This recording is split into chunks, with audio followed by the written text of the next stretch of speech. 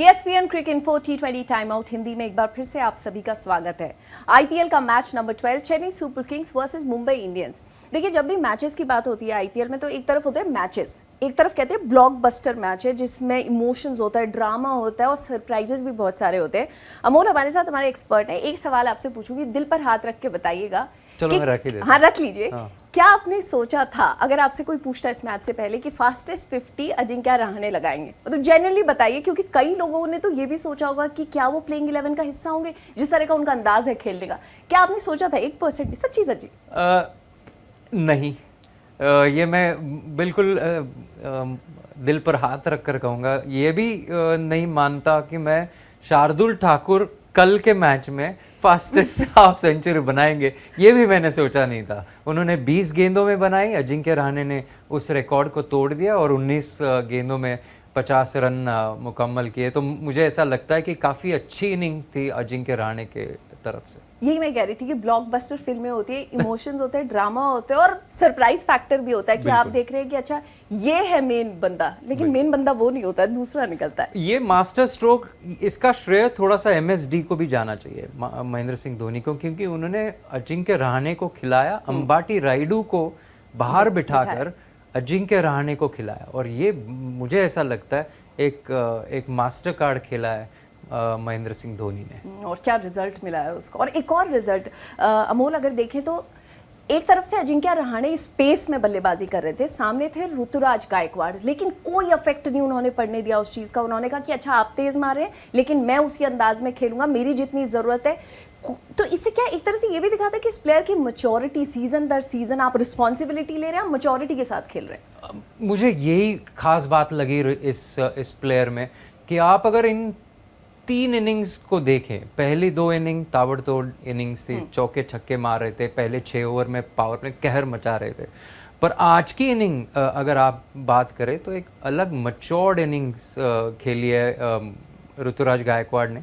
और आपको इस प्लेयर के बारे में अगर हम कहें तो काफ़ी हद तक मैं कहूँगा कि इंडिया के लिए बहुत जल्द खेलने को आप ये तैयार प्लेयर है। आप देखेंगे इनको, ये इंडिया के लिए बहुत साल तक खेलेंगे ऋतुराज गायकवाड़। क्योंकि आज की इनिंग मुझे बहुत भाई है, क्योंकि एक अलग मैच्योर्ड इनिंग, जैसे आपने कहा, काफ़ी बेहतरीन इनिंग्स खेली ऋतुराज ने। क्योंकि आप देख रहे हैं कि आपकी टीम को जिताना है, तो ये वर्तमान अभी चेन्नई सुपर किंग्स का दिख रहा है, ये भविष्य भारतीय टीम का है। कभी कभी क्या होता है, सामने वाला प्लेयर अगर चौके छक्के मार रहा है तो आप उस लय में खेलने के लिए कोशिश करते हैं और फिर आप अपना आपा खो देते हो और फिर आउट हो जाते हो। तो ये होने दिया नहीं और एक तरफ से एक इनिंग को संभाला और उस इनिंग को एक दिशा दी, मैं कहूँगा, ऋतुराज गायकवाड़। आउटस्टैंडिंग। अब लेकिन अब ओवरऑल देखते हैं दोनों टीम्स की परफॉर्मेंस। जिस तरह की शुरुआत बल्लेबाजी में चेन्नई सुपर किंग्स की हुई, मुंबई इंडियंस की हुई। शुरुआत में स्कोर लगभग सेम था, लेकिन जहां से मुंबई इंडियंस का विकेट गिरा रोहित शर्मा का, उसके बाद जो विकेट्स गिरे वो पारी धराशायी होती गई। क्या मिस कर रहे हैं? आपके पास वो प्लेयर्स थे, सूर्य कुमार यादव का फॉर्म, चलिए वो आ जाएगा, आगे देखते हैं, लेकिन हार्दिक पांड्या थे, कृणाल पांड्या थे, कायरन पोलार्ड थे। क्या मिस कर रही है टीम? उसके पहले आप सचिन तेंदुलकर तक जा सकते हैं। तो देखिए, जो प्लेयर थे उसके बारे में आपको सोचना नहीं है। तब 8 टीमें थी, अब 10 टीमें हैं, तो वो जाहिर सी बात है कि प्लेयर्स जो है वो बढ़ जाएंगे। तो जो प्लेयर्स है नहीं, उसके बारे में आप सोचना नहीं चाहिए। ऑक्शन में ज़रूर ये सोचना चाहिए कि किस प्लेयर को हम उठाना चाहिए ऑक्शन में और किस प्लेयर किस हद तक सक्सेसफुल हो सकता है, खास करके वानखेड़े स्टेडियम में। तो मेरा ये मानना है कि बॉलिंग जो है मुंबई इंडियंस की थोड़ी सी हल्की लगी, थोड़ा तीखापन दिखा नहीं है इसमें। थोड़ा सा मुझे और थोड़ा सा तीखापन दिखना चाहिए। लेफ्ट आर्म स्पिनर एक बहुत कमी है।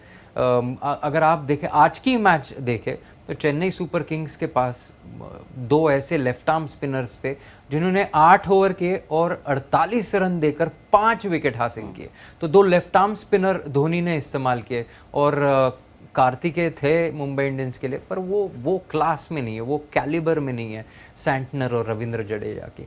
तो मेरा ये मानना है कि मुंबई इंडियंस की टीम और जो गेंदबाजी है उनकी थोड़ी सी हल्की नजर आ रही है। वो डेप्थ की कई बार बात हो रही है कि जोफ्रा आर्चर भले आज तो नहीं थे, मैं यहाँ पेस की बात कर रही हूँ। जोफ्रा और बुमराह कब दिखेंगे हम? वो इंतजार है, वो जो पिछले सीजन से चल रहा था कि साथ में दिखेंगे तो कमाल हो जाएगा, लेकिन फिर वो नहीं, आज तो जोफ्रा ने भी नहीं खेला निगिल की वजह से। अच्छा आगे बढ़ते हैं, बल्लेबाजी में मुंबई इंडियंस की जो जीत रही है, हम जब उठाकर देखते हैं तो बहुत बड़ा कंट्रीब्यूशन सूर्य कुमार यादव का रहा है। अभी तक बहुत जल्दबाजी भी होगी शायद कहना, लेकिन फिर भी नहीं चले, क्या डिफिकल्टी चल रही है? क्या जो ओडीआई का फॉर्म है पिछले कुछ महीने से इंटरनेशनल क्रिकेट में, is it playing on his mind? देखिए, बल्लेबाज की मानसिकता जो होती है वो पिछले इनिंग तक ही होती है। जो आप जिस तरीके से पिछली इनिंग खेलते हैं उसी को आप अगली इनिंग में कैरी करते हैं। तो मेरा ये मानना है कि सूर्य कुमार यादव थोड़े से खराब फॉर्म से गुजर रहे, हाल ही में गुजर रहे। उसके पहले फॉर्म अच्छी थी, पर ऑस्ट्रेलिया के खिलाफ जब उन्होंने 3-0 बनाए, पहली गेंद पर आउट हुए, तो थोड़ा सा कहीं ना कहीं उनके मन में वो एक दुविधा नज़र आ रही है। चलिए, सूर्य कुमार यादव खैर एक अच्छे प्लेयर है और वो वापस आ सकते हैं फॉर्म में, इसमें कोई दोहराए नहीं है। पर मेरा ये मानना है ईशान किशन, जब आपको एक ओपनिंग स्लॉट दिया जाता है, और रोहित शर्मा भी बहुत हद तक, आपको अगर एक रोल दिया जाता है तो फिर आपको वो निभाना पड़ेगा, आपको वो कंसिस्टेंटली उस लेवल पर खेलना पड़ेगा। मेरा एक टर्निंग पॉइंट में कहूँ इस मैच में खास करके था ईशान किशन का विकेट। अब एक शुरुआत तो अच्छी हुई थी, पर देखिए 2 लेफ्ट आर्म स्पिनर है, आप जानते हैं कि लेफ्ट आर्म स्पिनर है, लेफ्ट हैंडर ईशान किशन, आपको वो अच्छी तरह से आप खेल पाएंगे वो 8 ओवर।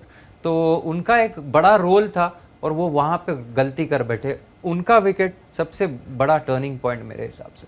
अगर आपसे पूछा जाए कि मुंबई इंडियंस अगला मैच है दिल्ली कैपिटल्स के खिलाफ, दिल्ली कैपिटल्स भी कुछ इसी तरह की परिस्थिति में वो भी अपनी जीत की तलाश कर रहे हैं, डू यू थिंक कि ये एक मौका हो सकता है? आप जानते हैं कि जो मनो परिस्थिति है दोनों टीम्स की लगभग सेम है मुंबई इंडियंस के लिए, टू मेक अ कमबैक। चलिए आज की बात करें तो दिल्ली कैपिटल्स 3 मैचेस हारे हैं, तीनों हारे, उनका मनोबल नीचे है, और मुंबई इंडियंस दोनों मैचेस हारे हैं तो उनका भी मनोबल नीचे है। तो एक अगर मैच हम चुने, इस 10 टीम्स में से एक मैच चुने, तो मैं कहूँगा दिल्ली कैपिटल्स आ जाए, और उनके अगेंस्ट अगर आप अगली मैच जीत सकते हैं तो फिर वो कमबैक हो सकता है मुंबई इंडियंस का। एक मैच अगर चुनना है तो मैं कहूँगा दिल्ली कैपिटल्स, क्योंकि वो भी 11 अपने मन नहीं बना पा रहे, 11 प्लेयर कौन होंगे उनके, तो वो भी कुछ हद तक सेम बोट में है। तो वो दोनों टीम्स बेसिकली सेम इंटेंशन के साथ, सेम थॉट के साथ उतरेंगे और वो पैशन भी सेम दिखेगा। ऑल इन ऑल हम सब ये जानते हैं on a very positive note कि हमें तो अच्छा मैच देखने को मिलेगा for all the cricket fans. Thank you so much Amol हमसे बात करने के लिए, बड़ा मजा आया, थैंक्स अ लॉट। मिलेंगे अगले मैच के लिए, एंड आप देख रहे थे ESPN Cricinfo T20 time out Hindi.